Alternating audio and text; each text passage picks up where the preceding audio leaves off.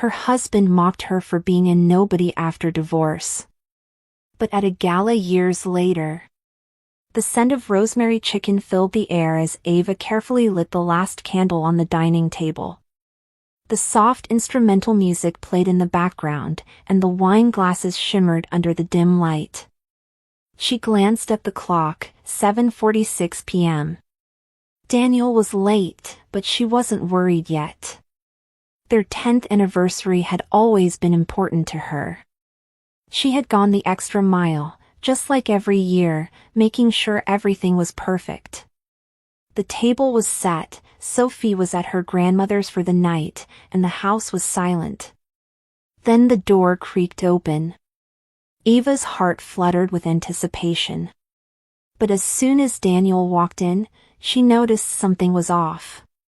He didn't smile. He didn't comment on the aroma or the setup. He looked exhausted, detached. He dropped his briefcase, loosened his tie, and then, as if spitting out something that had been stuck in his throat for days, he said, "We need to talk." Ava's smile faltered, her hands tightening around the chair she had just pulled out for him. "Now?" she asked, already sensing the weight of his words. He didn't sit. Instead, he paced slowly, as if rehearsing something painful.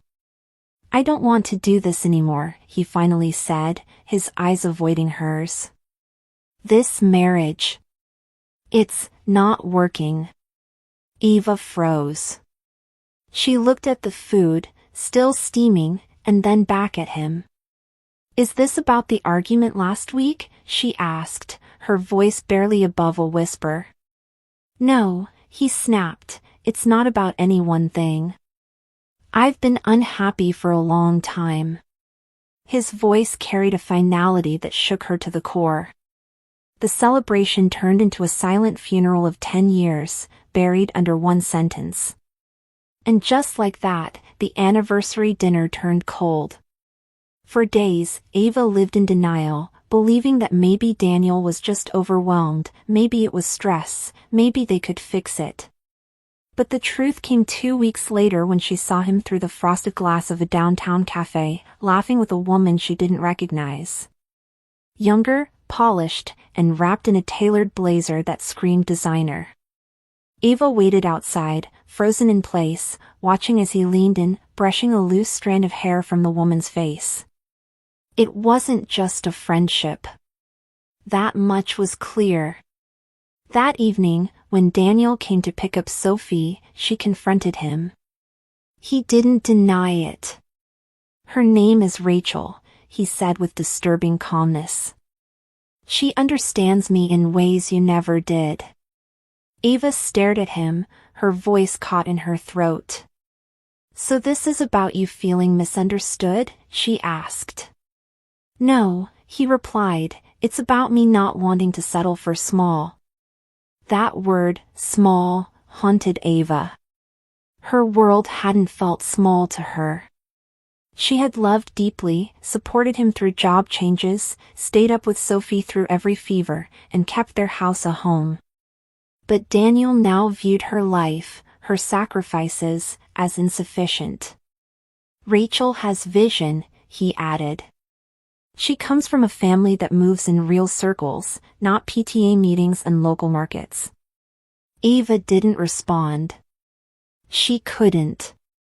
She felt as though years of her life had been rewritten in one moment, reduced to a footnote in Daniel's pursuit of prestige.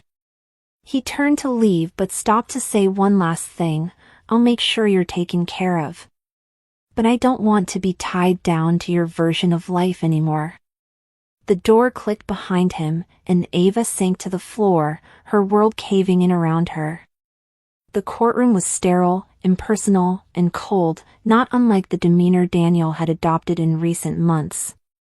Ava sat silently beside her attorney, her heart pounding as Daniel's lawyer, a sharp-faced man named Preston, stood and began painting a version of her that was unrecognizable.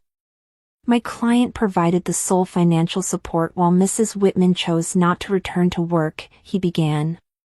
She has no career, no contributions to joint investments, and seeks support that is disproportionate to her efforts. Eva's hands trembled under the table. She wanted to scream, to remind them that she had given up her career for their daughter, that her days were spent raising Sophie while Daniel climbed ladders at his firm. But none of that seemed to matter here. Every memory was dissected, reframed, weaponized. Then came the moment that would scar her more than anything else. Preston turned toward Ava and coldly stated, "Let's be honest, Your Honor, Mrs. Whitman has no discernible value in the workforce. She hasn't worked in years. We're not questioning her worth as a mother, but she mustn't assume that entitles her to a lifestyle she hasn't earned." Ava felt as though the room had gone silent. She glanced at Daniel, but he didn't flinch. He didn't defend her. He let the words hang in the air like truth. The judge didn't comment, just nodded slightly and continued taking notes. By the end of the hearing, Ava had lost more than half of what they'd built together. The house was sold. Sophie's custody was shared. Her dignity? That had been left in the courtroom, trampled beneath legal jargon and condescension. Sophie didn't understand. At 9, how could she? One moment, her parents shared a home, the next, she was packing bags and dividing weekends. Ava tried her best to maintain consistency, to keep Sophie's world intact, but the emotional toll was showing. Sophie began acting out, withdrawing in school and refusing to talk about her time at her father's house. "Daddy and Rachel have a bigger TV," she said one night, almost guiltily. "And they let me eat dessert first." Ava smiled gently, brushing her daughter's hair. "Different homes have different rules," she said, hiding the sting in her chest. But later that week, Sophie returned from Daniel's place unusually quiet. After dinner, Ava found her in the bathroom, wiping away tears. "Rachel said you work at a store now, is that true?" Ava knelt beside her. "Yes," she said softly. "I work at a grocery store. That's how I'm helping us now." Sophie nodded, but Ava could see the confusion.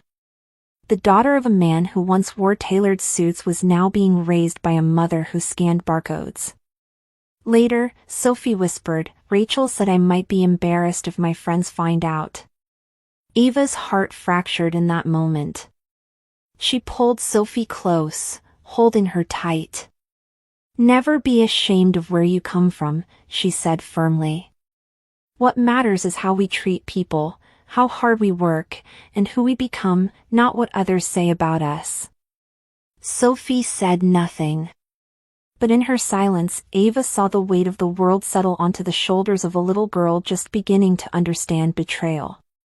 The fluorescent lights buzzed overhead as Ava adjusted her green apron and tucked a strand of hair behind her ear. The grocery store was modest, but it was honest work. She scanned items with quiet focus, nodding politely at customers, many of whom didn't even look her in the eye. Occasionally, she'd spot someone she knew, a former neighbor, a mom from Sophie's school, and the awkward silence that followed was often worse than any gossip. Still, she endured. Every paycheck mattered.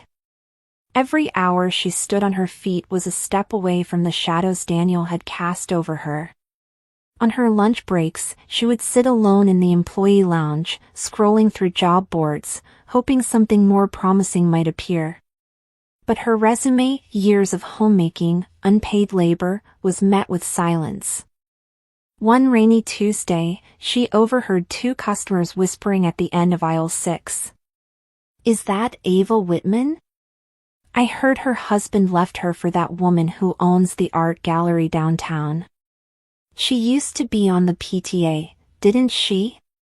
Ava stood frozen behind the shelves of canned beans, her chest tight. She felt like a museum relic being picked apart by bored onlookers. When she returned to the front, Daniel was waiting in her line. It was the first time he had seen her in uniform. He raised an eyebrow and chuckled. "So this is your empire now?" Ava said nothing, just continued scanning his items. "Don't worry," he added, lowering his voice. "Rachel and I are doing great. She thinks you've found your true calling." He walked off without another word. Ava's hands shook, but she didn't cry. Not there. Not in front of him. That night, however, the tears came freely, as they always did when no one was looking. Weeks passed, and Ava began to master her rhythm at the store, learning codes for produce, helping elderly customers carry their bags, and memorizing coupon policies. It wasn't glamorous, but it was steady. That stability was enough for now. Until Daniel came again. This time, Sophie was with him, looking uncomfortable as she trailed behind her father. He smirked at Ava as he placed organic yogurt and imported cheeses on the conveyor. "Do you scan these faster if they're expensive?" he joked, loud enough for the customer behind to hear. Ava's face flushed, but she kept her composure. After paying, he leaned over and whispered, "This is what you chose over Rachel's world?" Then louder, in front of Sophie, "Your mom's just a cashier now, huh?" Sophie looked away, biting her lip. Ava clenched her fists beneath the counter. The humiliation burned deep, but she said nothing. Not there. Not in front of her daughter. Daniel walked out with his head high, but Ava's remained lower than ever. That night, Sophie quietly asked, "Is Dad right?" Ava answered only, "Being kind is never wrong. And neither is working hard." But her voice trembled. Among the faces Ava saw each day, there was one that always brought her peace, an older gentleman with gentle eyes and a slow, thoughtful way of speaking. He came every Thursday at 9 a.m., always buying the same items, bread, soup, and a single bar of dark chocolate. "Don't let people change your light," he told her once, after she helped a frustrated customer who had shouted at her. "You're built stronger than you think." Ava had smiled weakly then, not fully believing him. His name was Mr. Bennett. Over time, he'd linger a little longer, asking how Sophie was doing or bringing her a small hard candy wrapped in wax paper. Ava found his presence calming, like a father figure she never had. He once said he'd been a businessman but had slowed down after retiring. "There's something about watching how people move in grocery stores," he mused. "You learn a lot about character from carts and checkout lines."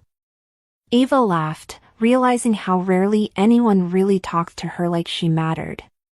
With Mr. Bennett, she felt human again. One quiet morning, Ava heard a loud thud near the front entrance. Shoppers gasped and gathered. When she rushed over, her heart dropped. Mr. Bennett was lying on the floor, pale and gasping. Without thinking, Ava knelt beside him, grabbing a cold bottle from the cooler to place under his neck and calling the manager to dial 911.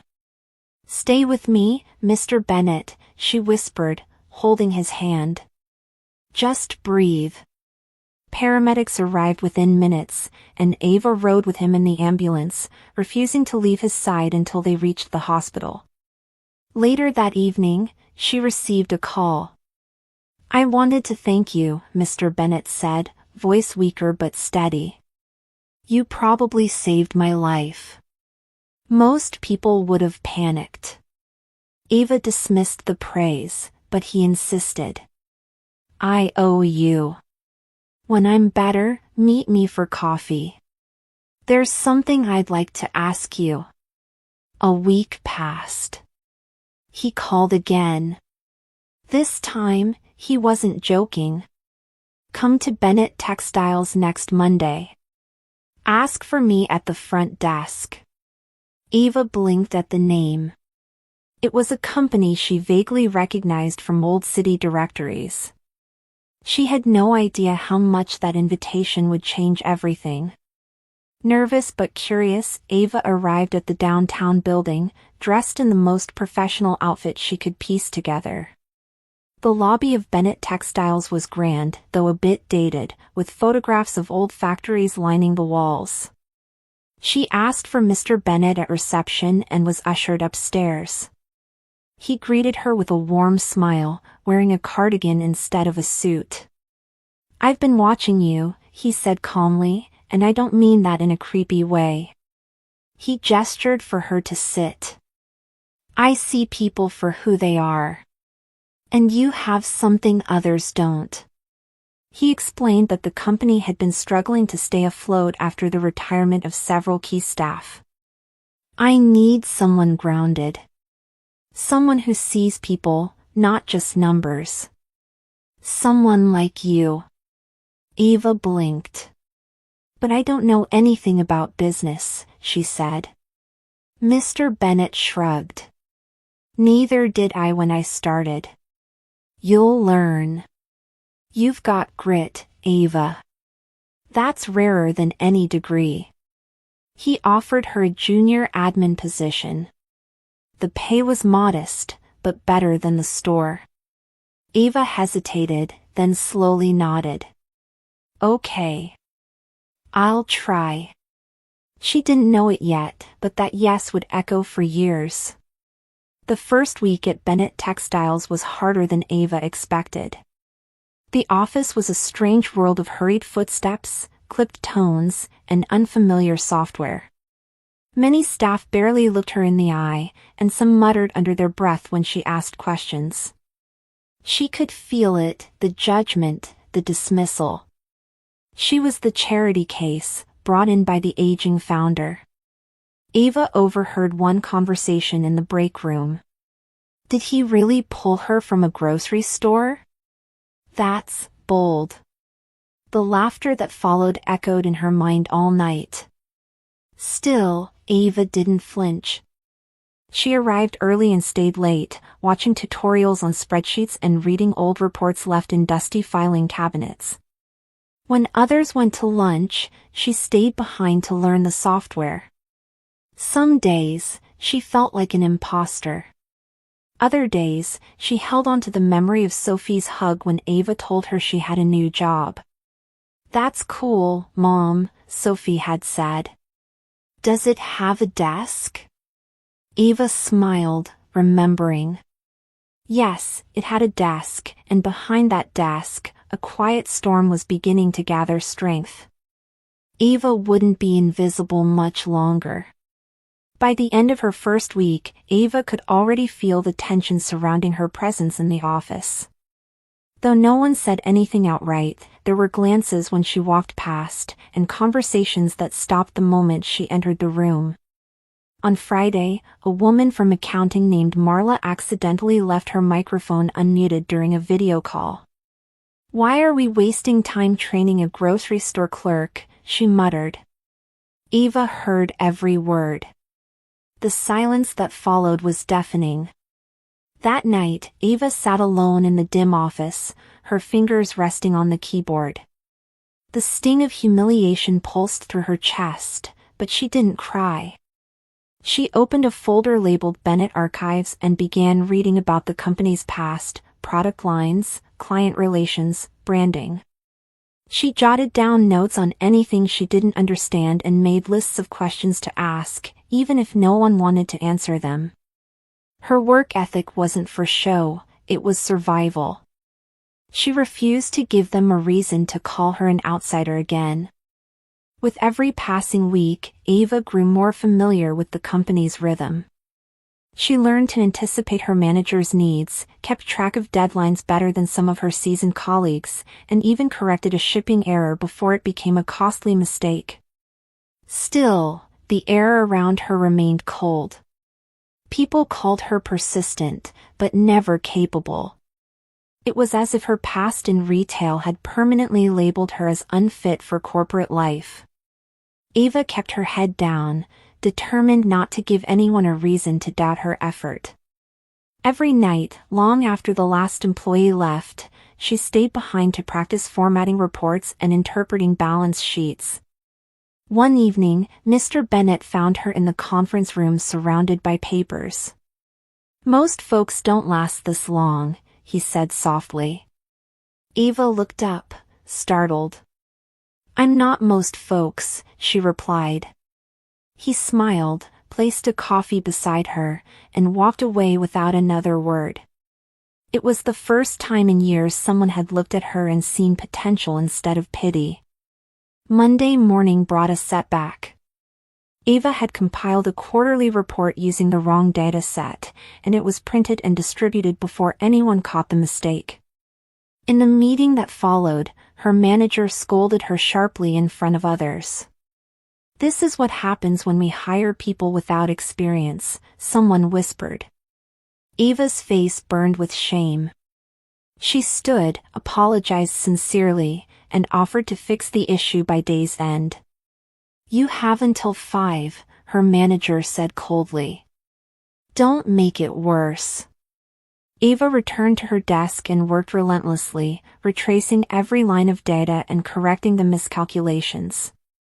By 4:45 p.m., she had a revised report ready, accurate, double-checked, and formatted better than the original. She delivered it without ceremony, expecting nothing. But the next morning, her manager quietly placed a post-it note on her desk, "Thank you." It was perfect. It wasn't praise, but it was acknowledgement. And to Eva, that was a win worth remembering. 2 weeks later, Eva was invited, by accident, it seemed, to sit in on a marketing strategy meeting. She listened carefully as the team pitched a new branding idea for one of their legacy textile lines. It was flashy, sleek, and completely disconnected from the company's history. As the executives nodded, Eva hesitated, then raised her hand. "I'm sorry to interrupt," she said nervously, "but this doesn't feel like something Bennett customers would connect with. It feels cold." The room went silent. A younger associate rolled her eyes. "And you would know that how?" Eva paused. "Because I've listened to customers my whole life. You can't sell warmth with steel tones and buzzwords." No one spoke. Mr. Bennett, seated quietly in the corner, leaned forward. "She's right," he said. "Our brand is built on heritage and heart." This pitch forgot both. That moment didn't change everything, but Ava's presence was no longer ignored. After the meeting, Mr. Bennett invited Eva to walk with him through the factory floor.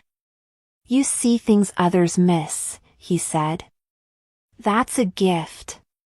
They walked past rows of machinery, and he pointed out where old processes had changed, how workers adapted, and why culture mattered more than image. "I want you to learn the business," he continued. "Not just from behind a desk. Come by twice a week after your shift. I'll teach you what I know." Eva nodded, humbled and eager. Over the following months, their meetings became a ritual. He taught her about supplier relationships, margins, negotiation tactics, and leadership philosophies. He didn't sugarcoat the challenges. He didn't patronize. He simply shared. Eva soaked up everything like dry earth after rain. Her confidence grew, not because someone gave her approval, but because she was learning to earn it with every step forward. 3 months into her mentorship, Eva stumbled across an abandoned proposal in a shared company drive, an old rebranding concept designed for a line of eco-friendly fabrics that never made it to production. The idea was clean, modern, and deeply aligned with current consumer trends. She brought it to Mr. Bennett. "This has potential," she said. He reviewed it silently before nodding. "The team gave up on this too quickly. Maybe it needs new hands." He gave her permission to present a revised pitch to marketing. The day of the pitch, Ava stood before a room of skeptical faces, heart pounding. She had redesigned the visuals, built a case backed by current data, and even outlined a rollout plan. "We don't need to chase trends," she concluded, "we need to remember who we are and speak that language with clarity." When she finished, the room was quiet. Then Mr. Bennett clapped. Slowly, others joined. Marketing agreed to pilot the line for regional markets. It was a small green light, but to Ava, it felt like sunrise. The pilot launch exceeded expectations. Orders outpaced projections by 35%, and customer feedback was overwhelmingly positive. Suddenly, the office air shifted. Ava was no longer just the woman from the grocery store. Colleagues began asking her opinion during meetings. People nodded as she passed in the hallways. Some even smiled. Her confidence bloomed, not with arrogance, but with quiet certainty. She had finally proven her place, not just to them, but to herself. Mr. Bennett called her in. "You did more than revive a product line," he said. "You revived our identity." He handed her a new badge, Special Project Coordinator. It wasn't an executive title, but it came with better pay and more autonomy. Ava went home that evening and found Sophie waiting with cupcakes she had baked herself. "To celebrate Mom's promotion," she shouted. Ava laughed, tears rising. For the first time in years, she felt like her daughter was proud of her. The next morning, Ava received a call from Sophie's school. Her daughter had gotten into an argument with another student during recess. "She said I was poor, that my mom was a cashier and didn't even go to college," Sophie explained, eyes brimming with frustration. Ava hugged her tightly, heart aching.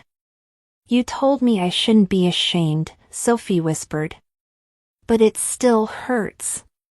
Ava took a deep breath, then said, "We don't fight lies with fists. We fight them by living better truths." Later that night, Ava sat at her desk and penned a short letter to Sophie. She slid it under her pillow. It read, "Success isn't about what they see, it's about what you build when no one's watching. You're already stronger than they'll ever understand." The next day, Sophie handed Ava a drawing, her standing tall, arms wide, with a bright gold star above her head. Underneath, it read, "My mom is a builder." Ava kept it in her purse from then on. At a school fundraiser, Ava found herself face to face with Daniel and Rachel for the first time since starting at Bennett Textiles. Rachel, radiant in a designer dress, raised her eyebrows as she approached. "Oh, Ava," she cooed, "still keeping busy with that little job of yours?" Daniel smirked beside her. "She's managing fabrics now," he added, as if mocking her silently. Ava smiled politely. "Actually, I just helped relaunch a sustainable line that revived an entire division. But I'm sure charity events are fulfilling too." Rachel's smile faltered. "Well," she said sharply, "I suppose some people are happy with small wins." Ava tilted her head. "Sometimes small wins are just the start of something much bigger." She walked away, not because she had to, but because she had outgrown the need to explain herself. Rachel watched her go, unsure whether to feel annoyed or threatened. Daniel said nothing. Sophie, watching from a distance, grinned. A few weeks later, an envelope arrived at Ava's office bearing the seal of a prominent industry board. It was a formal recognition of her work in revitalizing Bennett Textiles' image and improving customer engagement. Mr. Bennett entered moments later with a rare gleam in his eyes. "They don't hand these out easily," he said, tapping the paper. "Your name is becoming known in circles that matter." Ava stared at the letter in disbelief. She wasn't used to being seen by those beyond her immediate world. As word spread, she began receiving invitations, conferences, roundtables, even mentorship requests. She felt the momentum building around her, but she kept her focus steady. Every time she stepped into a room, she carried not just her knowledge, but the memory of pushing grocery carts and wiping tears off Sophie's cheeks. She hadn't forgotten the silence, the judgment, or the nights she thought it would never get better. And that was exactly why she was ready for what came next. During a quarterly board meeting, Mr. Bennett presented a proposal to expand Ava's role beyond project coordination. "She's revitalized more than one product line," he told the room. "She's restructured how we think." Some board members were skeptical. "She lacks a formal business degree," one said. Another added, "She started in retail, can she lead at scale?" But Mr. Bennett held firm. "Experience is earned, not inherited. And she's earned it in full." Later that week, Ava received a letter with the board seal. She was being promoted to Chief Operations Officer, effective immediately. The news left her speechless. Her title was now second only to Mr. Bennett himself. In the elevator the next morning, an older executive who once ignored her said, "Congratulations, ma'am." She smiled, nodded, and stepped out. At her new office door, she paused. It had her name on it. And this time, no one could erase it. That night, Ava and Sophie sat on the living room floor, surrounded by pizza boxes and open textbooks. "So, coup?" Sophie asked with a mischievous grin. "What does that even mean?" Ava laughed, tousling her daughter's hair. "It means I help run the whole company now." Sophie's eyes widened. "That's like being the boss?" Ava nodded. "Something like that." Sophie scribbled on her notebook and then held it up. "My mom is the boss." Ava felt her throat tighten. They spent the evening talking about school, ambition, and what it meant to rise from difficult places. "You know," Sophie said thoughtfully, "you don't talk about Dad much anymore." Ava leaned back. "That's because our future matters more than our past." Sophie nodded. "He doesn't scare me anymore." In that moment, Ava realized something far more powerful than promotion had happened. Sophie wasn't just growing up, she was growing free. Weeks later, a letter embossed in gold arrived at Ava's office. It was an invitation to speak at a prestigious business gala, an event known for hosting the region's most influential leaders. The theme that year was resilience and leadership. Mr. Bennett stood beside her as she read it. "You're the perfect voice for it," he said. "Your story is exactly what they need to hear." Ava hesitated. "What if I don't belong in a room like that?" He smiled. "Ava, you built your seat at the table. Now use it."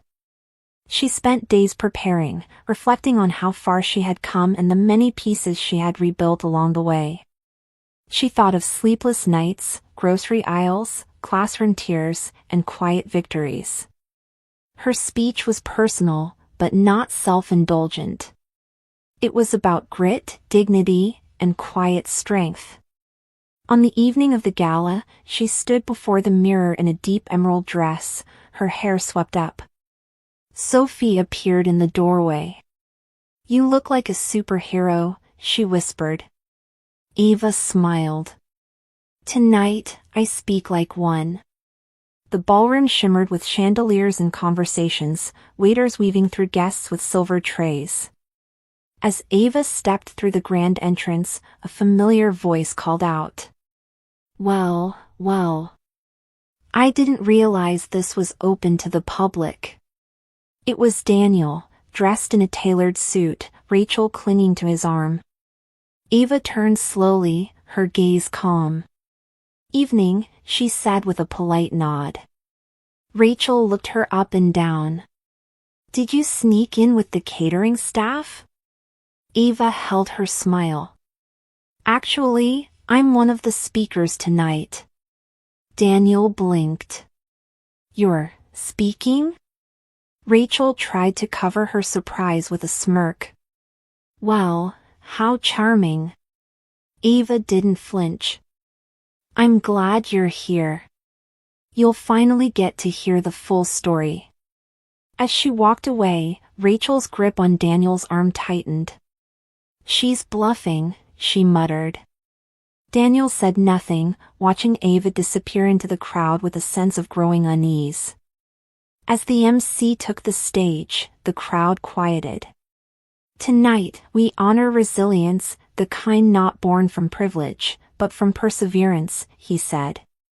"Please welcome our keynote speaker, Ava Whitman." The spotlight found her as gasps rose around the room. Daniel turned pale. Rachel's wine glass froze halfway to her lips. Ava stepped onto the stage, poised, her voice steady. "10 years ago, I was told I would never amount to more than a grocery store cashier," she began. She spoke not with bitterness, but clarity. "I was overlooked, mocked, even humiliated.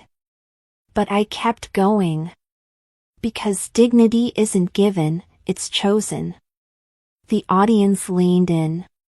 Her words carried weight, not because they were loud, but because they were true.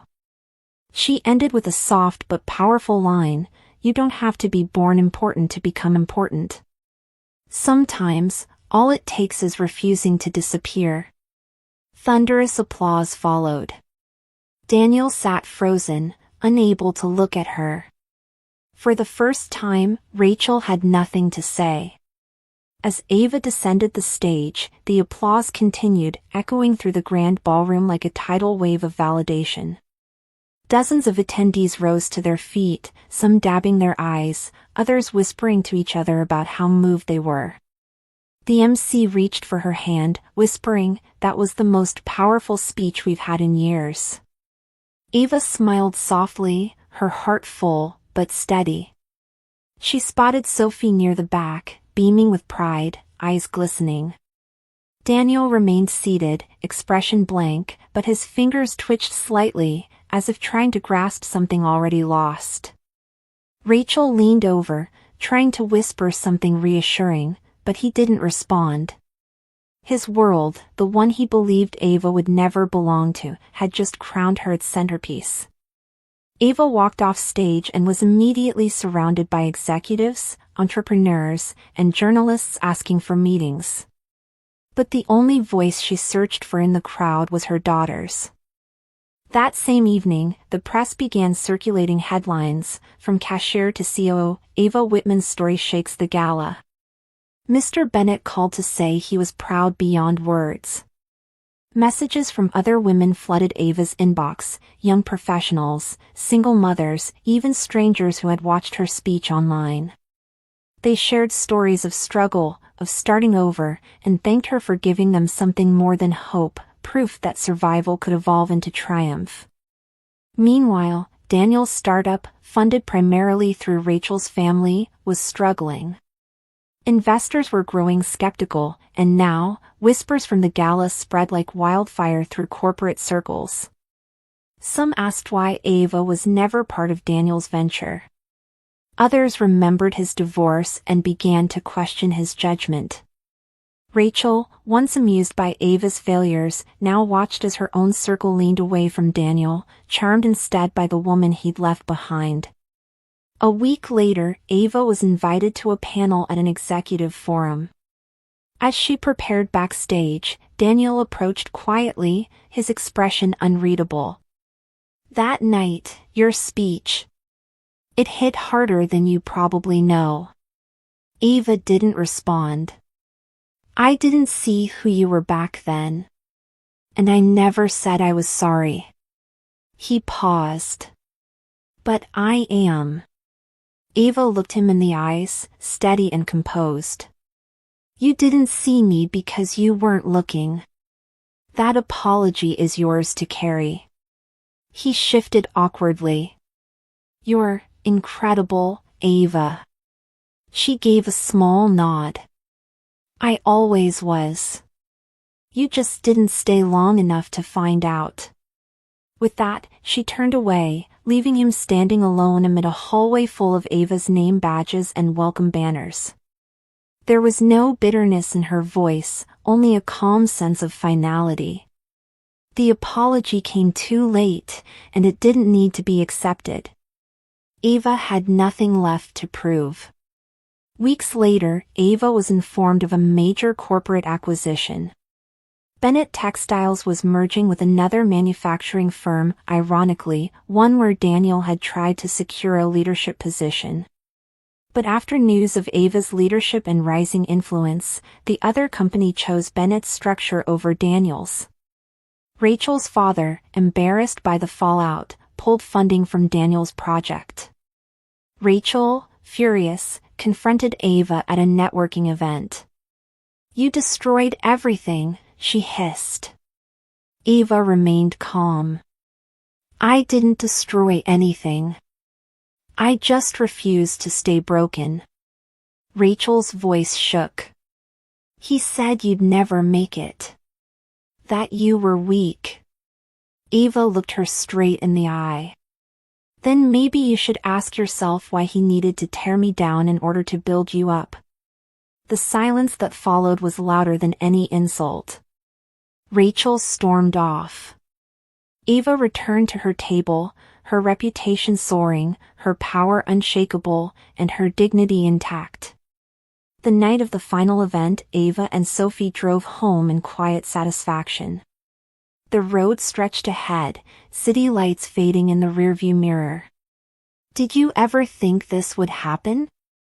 Sophie asked, leaning her head against the window. Ava glanced at her daughter, then back at the road. No, she answered softly. But I never stopped hoping for something better. Sophie smiled. You're really the boss now. Ava laughed. Maybe.